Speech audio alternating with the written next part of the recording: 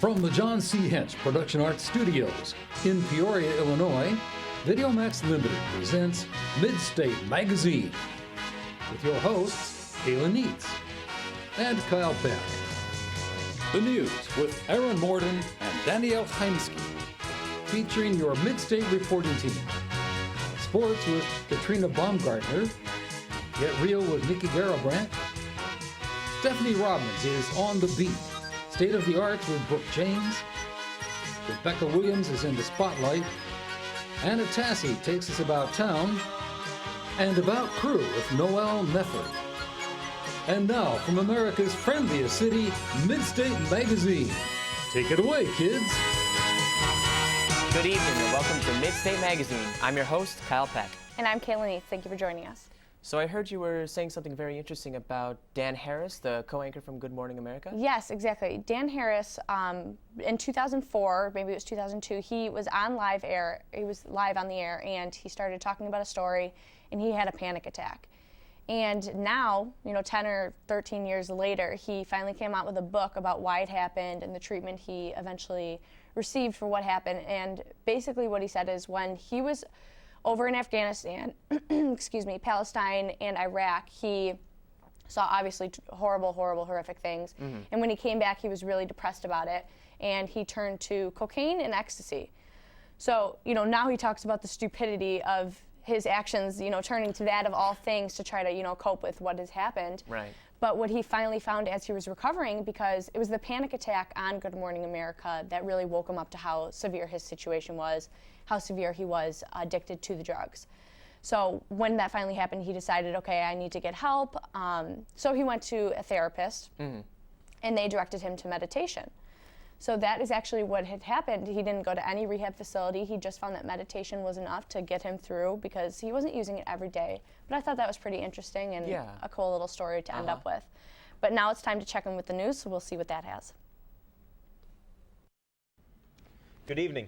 Welcome to Midstate Magazine. I'm Aaron Morden. And I'm Danielle Heimski. Let's take a look at the news. President Obama says American leadership is a driving force in meeting world challenges. During his weekly address, the president cited America's leadership in fighting ISIS militants in the Middle East, efforts to stop Russian aggression in Ukraine, and putting a stop to climate change. President Obama also mentioned American efforts to curb the Ebola crisis in West Africa. He stated, "The people of the world look to us to lead, and we welcome that responsibility. And we showed the world this week that we are prepared to do what is necessary to secure that legacy for generations to come." The president says American leadership is the one constant in an uncertain world. The U.S. Department of Housing and Urban Development reports hundreds of thousands of people are homeless. Local shelters have a lot of preparing to do before frigid winter temperatures hit home. All week, the people of Central Illinois have been enjoying unseasonably warm weather, but December is on its way and this year's winter is slated to mimic last year's chilling experience. That's why area shelters are stocking up. Food, clothing, and blankets are needed to help the less fortunate. Some will still need a place to stay postseason. Shelters like the Salvation Army in Bloomington will contribute, even if it means making extra room. There's a new park in Peoria that some call a version of Starved Rock, but it's sort of a hidden gem because it hasn't officially been open to the public. The Friends of Rocky Glen held a vendor fair Sunday to raise money for a parking lot and trail maintenance at the park. The Rocky Glen Park is on Kickapoo Creek Road near Airport Road. It was previously owned for an extended period of time, but recently the city bought the park with grant money and deeded it to the Peoria Park District. Because there is not a parking lot, the public cannot freely roam. There are monthly hikes at the Rocky Glen Park. The next one is set for October 11th at 10 a.m. You can find more information about the hikes and the parks on the Friends of Rocky Glen website. The McLean County Health Department has confirmed this year's first case of rabies found in a bat. The bat was found inside a rural Hayworth home, the health department confirmed on Monday. So far this year, rabies has been found in 33 bats across the state. A total of 55 bats in 21 counties tested positive for rabies in 2013, including one in McLean County. The health department says bats flying outside at night pose little risk for rabies. Bats displaying activity during the day, flopping around on the ground, or being in a place where bats are not usually seen should be avoided. A new poll from the Washington Post shows that the top 10% of American drinkers, or 24 million people, consume an average of 74 alcoholic beverages each week. To put it in perspective, a person would have to drink 3 24 cases of beer, 18 bottles of wine, or 4.5 750 milliliter bottles of whiskey to make it up to the 10th percentile.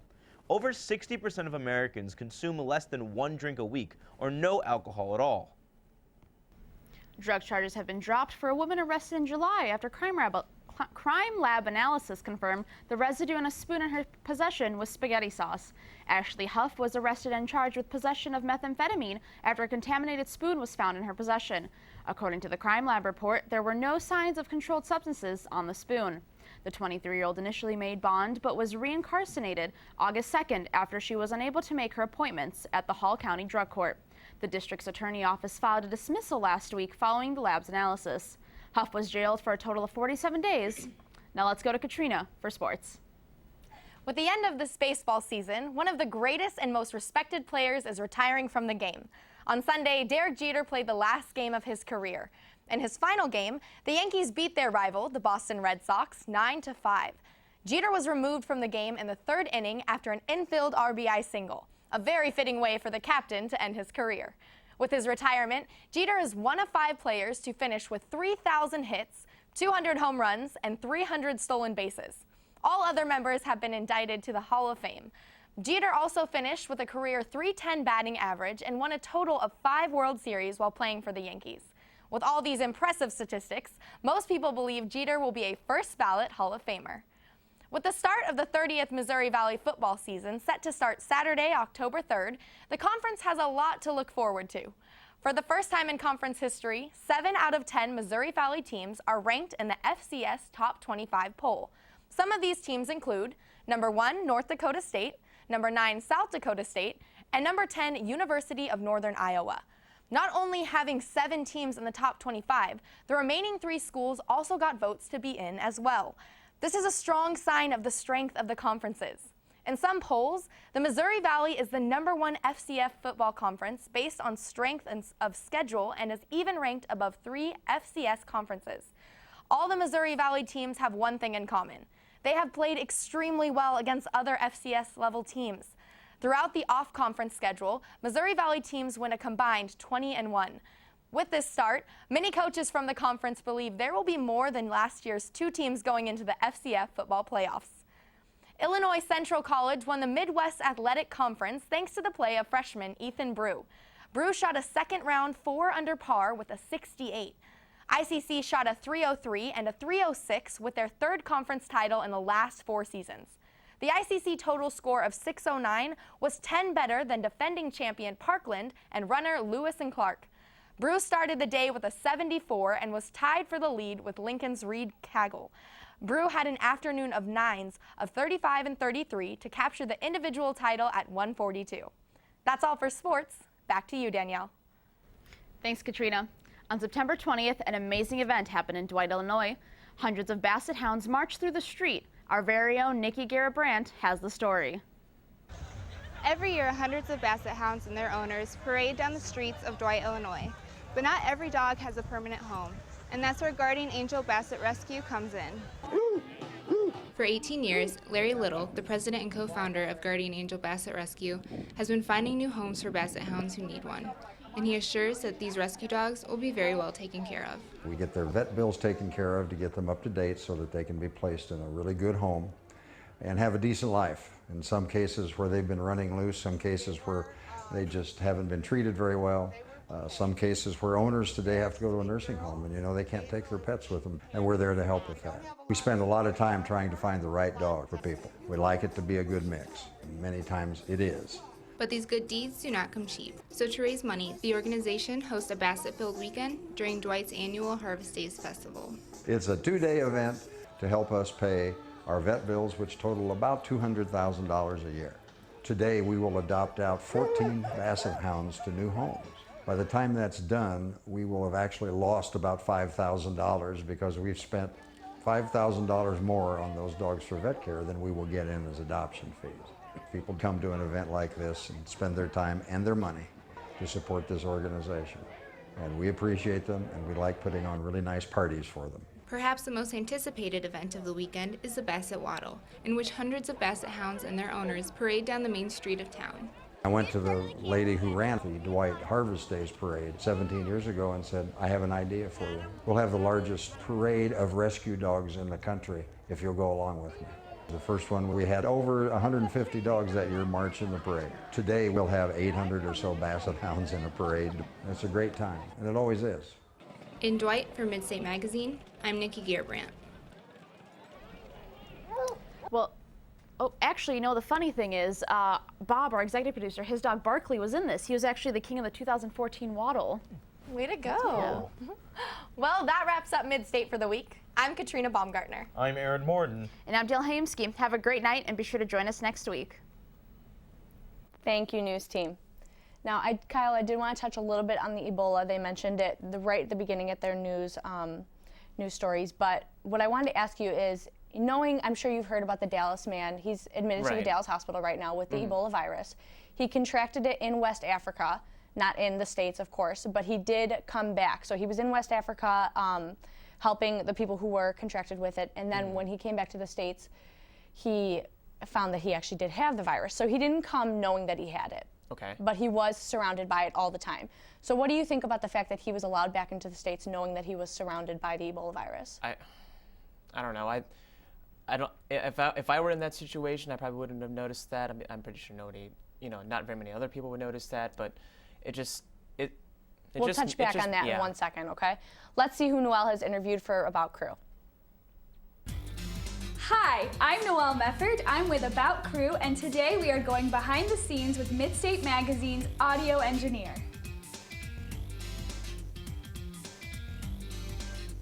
Tim Fluga is a senior participating in his first semester of Midstate Magazine, and with his position of audio engineer comes with many responsibilities. I have to mic everyone up, which is something, especially if I have 20 minutes beforehand, and I have to put headsets on everybody. Audio takes a lot of time. I'm usually the first one here and the last one to leave.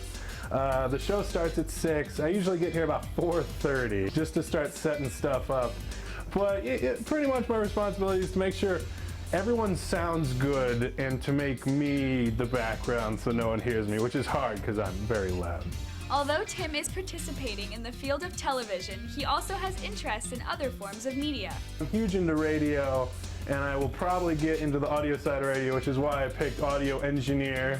When I asked him what he looks forward to when coming to Midstate every week, he responded with, I do love seeing the end product, and being able to say I did that is pretty cool, I'm not gonna lie. With About Crew, I'm Noelle Mefford. Thank you, Noelle. So we were talking a little bit about the Ebola virus and how the man is in the Dallas hospital right now, admitted for the Ebola virus. We were talking about whether or not we thought that he should be able to come from West Africa, where he contracted it, to the States, knowing that he had been surrounded by it. What do you think about that? Is he getting penalized for it? Is there any charges for not knowing that he actually had the Ebola virus? Well, no, it's not really about not knowing. It's just that if you're surrounded by it, it's a very high possibility that you're going to get it because it's extremely contagious through blood and bodily secretions. So knowing that he was working so closely with all those people who had already contracted it, was it, ethical or safe for him to come into the States to visit his family and all the people around him, knowing that there was just even a possibility of bringing it in? So that's where really the little bit of hesitance comes in for me. But well, let's check in with Rebecca on In the Spotlight. I'm Rebecca Williams, and this is In the Spotlight. The 3rd annual Global Citizen Festival was this weekend in New York City. The concert festival featured fantastic performances from Beyonce, Jay-Z, Carrie Underwood, and more. 60,000 fans came together to support this event. The annual festival hopes to inspire young generations to bring an end to poverty. People who attended the festival were given free tickets after proving their activism for a certain cause they were passionate about. What a great way to have fun and help others. Sorry ladies, the ultimate bachelor is now married. Bachelor George Clooney was married in Venice, Italy on Sunday to human rights lawyer Amal Alamuddin. The couple tied the knot in a beautiful hotel. The guest list included celebrities such as Matt Damon, Bill Murray, and Bono. The couple's wedding ceremony was symbolic, according to reports. The two plan to make the marriage official after the weekend abroad. Although we are sad to hear Mr. Clooney is off the market, we wish him all the best. Saturday Night Live season premiere was this weekend. It featured host Chris Pratt and musical guest Ariana Grande. This is the 40th season for the show. It was opened up by new announcer Daryl Hammond after Don Pardo's passing earlier this year, also featuring new cast members. The show is hilarious with witty skits and monologues, poking fun at the NFL, comic movies, the State of the Union, and more. We can't wait to see the rest of the season. For In the Spotlight, I am Rebecca Williams. Thanks, Rebecca. I love seeing Rebecca. She always does such a good job. Right, yeah. So obviously we have some new weather coming up. It's October, the fall season, but it reminded me of, this is the 1-year anniversary coming up for Washington when the tornado struck. Right. So did you see a lot about that when it happened, or are you seeing about it now? I mean, I was actually a little bit a part of that. Oh, how's that? I was working as a custodial back then, and I just remember I had to run from one hall to the next, and I just remember like getting pushed in like the beginning storms of that. It was I almost got pushed back once. Oh my. Yeah, well, I'm sure that was very scary for you. So you were actually there when it was happening. I was there when it was happening. I wasn't in Washington, but I was there. Wow, incredible. Yeah. Well, let's see what Pablo has cooked up for us, and let's eat. Nothing makes off-campus dining any better than a sushi restaurant. Luckily, for Bradley students and Peorians within the area, Happy Fish Sushi is just a quick walk to campus town. This fine establishment offers a wide variety of fish-oriented dishes in an environment with a contemporary decor. Within their menu, they have an entree for everyone, from traditional rolls for hungry business professionals, specialty rolls for the adventurous, and even sushi without fish for those of the vegetarian persuasion. Happy Fish traditionally serves sushi with raw fish. However, they also specialize in sushi rolls containing fully cooked seafood. Because they offer both options of raw and cooked sushi rolls, I decided to order one of each prepared style from their specialty menu. I ordered the rainbow roll and the shaggy dog. The shaggy dog is a nice spin on a classic shrimp tempura roll, topped off with shredded crab and lightly sauced with unagi. The rainbow roll offered a colorful taste, pun intended, with a California roll layered with tuna, salmon, and super white tuna. All in all, my dining experience at Happy Fish Sushi was exquisite. Taking another bite out of Peoria, I'm Pablo Iglesias with Midstate Magazine's Let's Eat.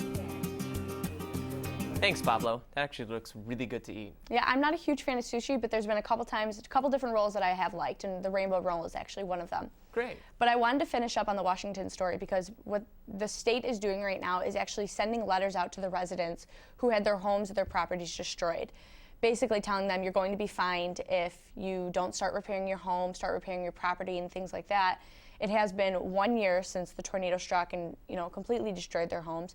What do you think about the fact that they're getting letters and threats of fines if they don't start repairing their property? That just does not sound very. I wouldn't personally find that very comforting. It's just, I just wouldn't want. I don't think it would be fair for everyone who just got their homes destroyed last year to suddenly have to get fined for all the money. I completely agree with you. It's very premature, and I just think it's ridiculous that they're rushing them to finish their homes. Right. But let's check out the latest in music with Stephanie on The Beat. Hi, I'm Stephanie Robbins with On The Beat. You may remember her as Lizzie McGuire, the awkward, relatable preteen in a hit Disney show. Or maybe you remember her from her movie Raise Your Voice, which conveniently featured some of her early pop hits, such as Someone's Watching Over Me and Fly. The now 26-year-old Hilary Duff is making a comeback in the music industry with a new album in the works. This will be Duff's latest album release since her 2007 album Dignity. Over the summer, she kicked it off by releasing her first new single, Chasing the Sun, which evokes a fun, carefree vibe. Last month, she released her second new single, All About You, which will also be featured in her new album, which will be released in just a couple of months. All About You incorporates folk and country intertwined with the usual pop sound that her fans are used to. The catchy lyrics tell a love story, which is shown in the recent debuted music video. The music video takes viewers on a journey as Duff tries to track down a man she encountered in a coffee shop. The video contains a choreographed dance sequence in between shots of her and her friends searching for the man, who, you guessed it, they eventually find. Duff says that her new album will be very upbeat and positive, but it will contain some emotional songs as well, seeing as she recently went through a separation with her husband. She says that her new music reflects her Texas roots, which is quite different from her previous years of teen pop music. It's going to be an exciting wait to hear the rest of the songs from her new album. For On The Beat, I'm Stephanie Robbins. Thanks, Stephanie. So I found something really interesting. I found out that apparently there were a couple of pranksters who were throwing cakes at a press conference in Kiev, Ukraine. Really? Yeah, three people were throwing cakes at some Ukrainian president. Three different people or three different people. cakes? 3 different people. And they all with had three a different cake. cakes. Okay, gotcha. Yeah, and luckily this aide actually dodged all of them, and just like a true Ukrainian president aide, he just sat back down and continued with his press conference. Like nothing happened. As if nothing happened. That's an art, really. Yeah, Because right? I don't think I could, if someone threw cakes at me, I don't think I could just sit right back down and pretend like nothing happened at all. I don't think I would either. But he did dodge them. He did dodge all of them. Well, good for him. Yeah, there's actually video of him actually dodging all of them, and it just like, you know. Oh, they caught this on video? They caught this on video. Okay, I'm going to have to look that up then. That's very interesting. When did that happen? Recently? Yeah, a couple days ago. Interesting. Yeah. Well, let's go to Brooke and see who our special guest is on State of the Arts. Hello, and welcome to State of the Arts. I'm your host, Brooke Janes. Today we're excited to welcome Mason Bohr, who is a freshman music business major and is very involved in multiple bands. His specialty is the trumpet. Welcome to the show. Hi. So what made you pick up trumpet? Well, my father plays trumpet, and my family in general is just very musical. So did you pick it up at a young age? Sort of young age. I started playing in 3rd grade, but then moved on to actual playing with the school because we didn't start till 5th grade. So. Okay, and you play it here at Bradley? Yeah, play it here at Bradley. Okay, and what do you hope to do with it? I'd love your to major? do some form of graduate school after this to get a more focused degree, possibly in jazz or classical studies, and then hopefully go on to somewhere like Broadway Pit or just touring with you know, bands and playing with orchestras. Sure. Do you have a favorite Broadway musical? Right now, my favorite Broadway musical is Book of Mormon. Oh, I'm not very familiar. What draws you to that one so much? I'm not sure what draws me to it, but it's got a really nice pit book, and the trumpet parts are nice and high in the upper register, so that's always really nice. Yeah, so that's what you're striving to. That's good. It's good that you have a goal. Yeah. Has that one been on Broadway for a while? Is it still Book of going to be there? Mormon's still on Broadway, and I think it's been on Broadway for about 8 months. Okay. It may have been longer. I'm not too familiar with the whole backstory of it. Sure. Yeah. And what are you going to play for us today? I'm going to be playing along with Horn of Puente. Okay. Which is by Gordon Goodwin. Sure. Would you mind heading over? All right. Yep, just drop that. I'm working.